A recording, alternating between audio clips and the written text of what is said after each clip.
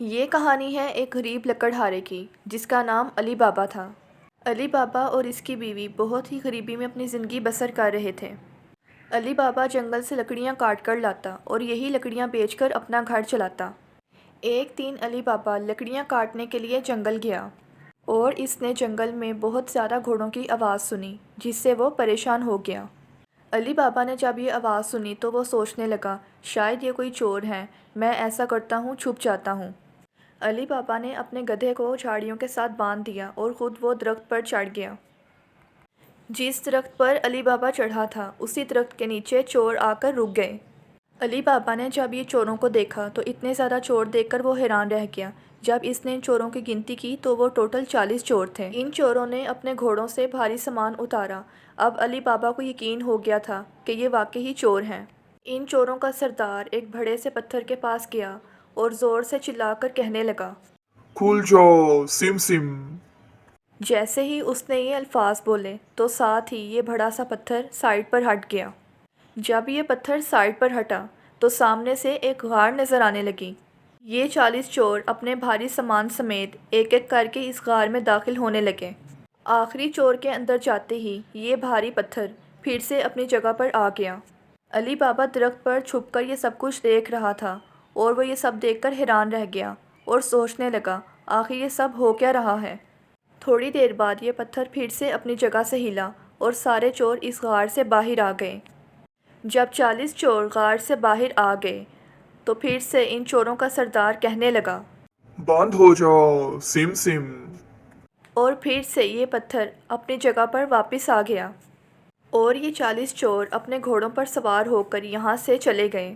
جب یہ چور یہاں سے چلے گئے تو علی بابا درخت سے نیچے اترا اور فوراً اس پتھر کے پاس چلا گیا۔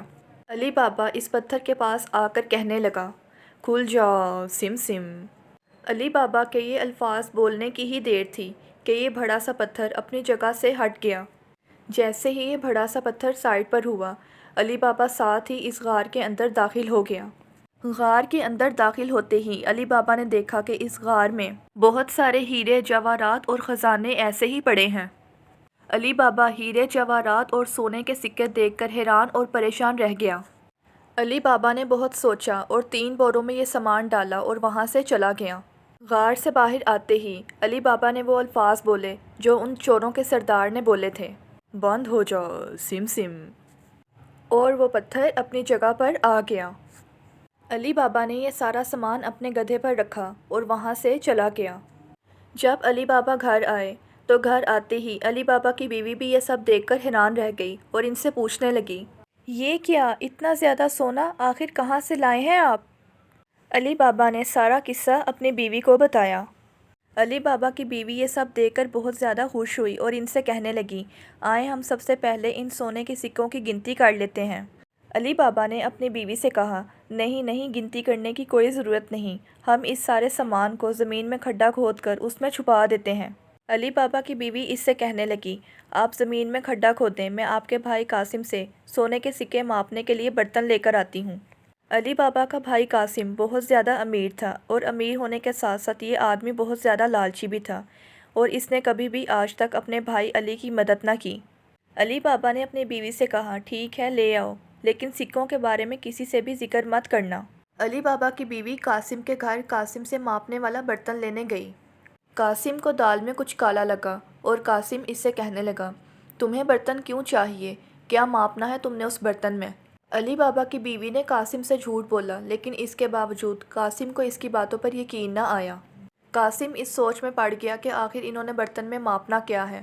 آخر کار بہت زیادہ سوچنے کے بعد قاسم نے اس برتن کے نیچے شہد لگا دیا اور سوچنے لگا، آخر کار پتہ تو چلے یہ ماجرا کیا ہے، اس برتن میں انہوں نے ماپنا کیا ہے۔ برتن کو شہد لگانے کے بعد قاسم نے یہ برتن جا کر علی بابا کی بیوی کو دے دیا اور سوچنے لگا، اب تو مجھے پتہ چل ہی جائے گا انہوں نے اس برتن کے ساتھ کیا ماپا ہے۔ علی بابا کی بیوی جب یہ برتن لے کر گھر آئی تو اسی برتن کے اندر ان دونوں میاں بیوی نے سونے کے یہ سکے ماپنے شروع کر دیے اور پھر علی بابا نے یہ سارے سکے زمین کے نیچے دفن کر دیے۔ علی بابا کی بیوی نے جا کر یہ برتن قاسم کو دے دیا اور اسے یہ بھی پتہ نہ چلا کہ برتن کے نیچے تو شہد لگا ہے۔ قاسم جب برتن لے کر اندر آیا تو اندر آ کر اس نے دیکھا کہ اس برتن کے نیچے تو سونے کا سکہ لگا ہے اور وہ سمجھ گیا کہ یہ برتن کیوں لے کر گئے تھے۔ سونے کا سکہ دیکھنے کے بعد قاسم کی تو رات کی نیند ہی اڑ گئی اور وہ یہی سوچتا رہا کہ آخر علی بابا کے پاس یہ سونے کا سکہ آیا کہاں سے۔ صبح ہوتے ہی قاسم علی بابا کے گھر گیا اور اسے جا کر برتن کے ساتھ لگا ہوا سونے کا سکہ دکھایا۔ علی بابا، تم یہ سونا نہیں خرید سکتے، تو پھر تمہارے پاس یہ سونے کا سکہ کہاں سے آیا؟ علی بابا نے ڈر کی وجہ سے یہ ساری بات اپنے بھائی قاسم کو بتا دی کہ یہ کسی اور کو نہ بتا دے۔ علی بابا، اگر تم مجھے اس غار میں نہ لے کر گئے تو میں تمہاری ساری بات ان چوروں کو بتا دوں گا، پھر تم جانو اور چور جانے۔ علی بابا اپنے بھائی قاسم کی باتوں سے بہت زیادہ ڈر گیا تھا۔ آخر کار اسے اپنے بھائی قاسم کو غار کا راستہ دکھانا پڑا۔ علی بابا اپنے بھائی سے کہنے لگا، یہی وہ غار ہے جہاں سے میں نے سونا چرایا تھا، اب ہمیں یہاں سے جانا ہوگا، کہیں وہ چور ہمیں دیکھ نہ لیں۔ واپس جاتے جاتے بھی قاسم کا دھیان اس غار کی طرف ہی تھا، اور تھوڑی ہی دیر بعد قاسم 2 گھوڑوں کو لے کر اس غار کی طرف آ گیا اور غار کے پاس آ کر وہی الفاظ بولنے لگا جو علی بابا نے اسے بتائے تھے۔ کھل جاؤ سم سم۔ قاسم کے یہ الفاظ بولتے ہی وہ پتھر وہاں سے ہٹ گیا اور غار کا دروازہ کھل گیا۔ قاسم کو یہ دیکھ کر یقین نہیں آیا اور وہ غار کے اندر داخل ہو گیا۔ غار کا نظارہ دیکھ کر قاسم کے ہوش اڑ گئے۔ اتنا زیادہ خزانہ دیکھ کر قاسم کا دماغ خراب ہو گیا اور جلدی جلدی میں اس نے اپنے بوروں میں سونا بھرنا شروع کر دیا۔ جب اس نے سونے سے بورے بھر لیے تو اس نے سوچا کہ اب میں باہر نکلتا ہوں، لیکن غار کا دروازہ تو پتھر سے بند تھا۔ لیکن غار سے باہر جانے کے لیے جو الفاظ بولنے تھے، قاسم کو وہ الفاظ یاد نہیں تھے اور یہ اپنی طرف سے الفاظ بولنے لگا۔ کھل جا ٹم ٹم، کھل جا ٹم ٹم، اور اسی طرح یہ اپنی طرف سے ہی الفاظ دہراتا رہا، لیکن غار کا پتھر ٹس سے مس نہ ہوا۔ جب غار کا دروازہ نہ کھلا تو قاسم بہت زیادہ پریشان ہو گیا اور وہ گھبرانے لگا۔ اور ادھر تھوڑی ہی دیر میں چور اپنی غار کی طرف واپس آئے اور باہر قاسم کے کھڑے ہوئے گھوڑے دیکھ کر یہ 40 چور حیران رہ گئے اور انہوں نے غصے میں اپنی تلواریں باہر نکال لیں، اور چوروں کے سردار نے غصے میں بولا، کھل جاؤ سم سم۔ غار میں داخل ہوتے ہی ان چوروں نے قاسم کو پکڑ لیا اور چوروں کا سردار کہنے لگا، اچھا تو تم چوروں کے ساتھ ہی چوری کرنے نکلے ہو، ابھی ہم تمہیں بتاتے ہیں کہ اس کی سزا کیا ہوگی۔ اور انہوں نے قاسم کو جان سے مار دیا۔ جب بہت رات ہو گئی، قاسم اپنے گھر واپس نہ آیا۔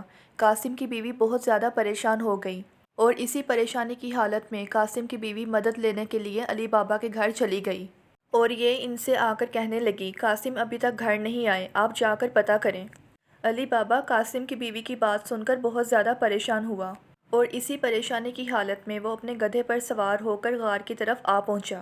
علی بابا نے دیکھا کہ غار کے باہر قاسم کے دونوں گھوڑے کھڑے ہیں، لیکن قاسم یہاں موجود نہیں ہے، اور وہ سمجھ گیا کہ قاسم کو چوروں نے جان سے مار دیا ہے۔ علی بابا یہ سب دیکھ کر بہت زیادہ پریشان ہوا۔ علی بابا نے گھر آ کر یہ سارا ماجرا اپنی اور قاسم کی بیوی کو بتایا۔ علی بابا کی یہ بات سن کر قاسم کی بیوی بہت زیادہ رونے لگی۔ علی بابا اور اس کی بیوی نے قاسم کی بیوی کو بہت زیادہ حوصلہ دیا اور ان تینوں نے یہ فیصلہ کیا کہ اب ہم یہ بات کسی کو نہیں بتائیں گے، اور پھر یہ تینوں اکٹھے رہنے لگ گئے۔ علی بابا نے اپنے بھائی قاسم کا کاروبار سنبھالا۔ کاروبار میں ترقی کرنے کے بعد یہ سب دن بہ دن امیر ہوتے گئے، اور اسی دوران چوروں کے سردار کو محسوس ہوا کہ دن بہ دن سونا ختم ہوتا جا رہا ہے۔ اس نے اپنے ایک چور کو حکم دیا کہ پتہ کرو شہر میں نیا نیا امیر کون ہوا ہے۔ اگلے دن یہ چور اپنے سردار کے حکم کے مطابق بازار نکلا اور اس کی نظر علی بابا پر پڑی، جو بازار میں سونے کے سکے بیچنے کے لیے آیا تھا، اور چور نے علی بابا کا پیچھا کیا۔ علی بابا کے گھر میں داخل ہوتے ہی اس چور نے رنگ سے علی بابا کے دروازے پر نشان لگا دیا۔ جب شام کو قاسم کی بیوی گھوڑوں کو پانی دے کر واپس آئی تو اس نے دیکھا ان کے دروازے پر رنگ سے نشان لگا ہے، تو یہ سمجھ گئی کوئی مصیبت آنے والی ہے۔ تو قاسم کی بیوی نے سیاہی کے ساتھ سارے دروازوں پر رنگ لگا دیا۔ صبح ہوتے ہی یہ 40 چور علی بابا کا گھر ڈھونڈنے کے لیے آئے۔ انہیں سب دروازوں پر ایک ہی نشان دکھا اور علی بابا کا گھر ڈھونڈنے میں یہ سب ناکام رہے اور یہاں سے واپس چلے گئے۔ لیکن چوروں کا سردار بہت زیادہ ظالم اور ضدی تھا۔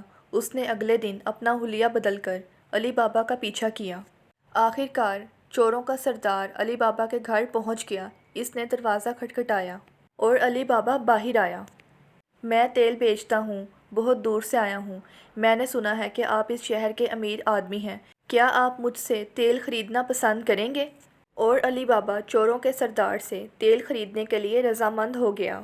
چوروں کا سردار تیل کے 40 کین لے کر علی بابا کے گھر داخل ہوا۔ بہت رات ہو گئی۔ چوروں کا سردار علی بابا سے کہنے لگا، اگر آپ برا نہ مانیں تو کیا ایک رات کے لیے میں آپ کے گھر رک سکتا ہوں، کیونکہ یہ راستہ بہت خراب ہے۔ علی بابا اس کی بات پر راضی ہو گیا اور وہ اسے کہنے لگا، کوئی بات نہیں، آپ آج رات کے لیے یہاں رک سکتے ہیں، اور اس کی خوب خاطر تواضع کی۔ اور ادھر قاسم کی بیوی تیل کے کین چیک کرنے گئی تو اس نے محسوس کیا کہ تیل کے کینوں میں سے کسی آدمی کے بولنے کی آواز آ رہی ہے، اور قاسم کی بیوی سمجھ گئی کہ ان کینوں میں تیل نہیں بلکہ چور چھپے ہیں۔ قاسم کی بیوی نے بہت عقل مندی کے ساتھ تیل گرم کیا اور اس تیل کو ایک ایک کر کے سب کینوں میں ڈال دیا۔ اندر چھپے چوروں کی گرم تیل سے اسی وقت حالت خراب ہو گئی اور یہ سب چور مر گئے۔ جب آدھی رات ہو گئی، چوروں کا سردار آیا اور اپنے چوروں سے کہنے لگا، باہر آ جاؤ سب، اب وقت آ گیا ہے۔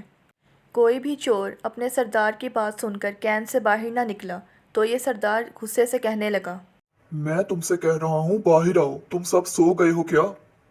جب اس نے یہ ڈھکن اٹھا کر دیکھا تو یہ دیکھنے لگا کہ سارے چور تو مرے ہوئے ہیں، اور یہ دیکھ کر چوروں کا سردار وہاں سے بھاگ نکلا اس ڈر سے کہ کہیں میرے ساتھ بھی یہ سلوک نہ کیا جائے۔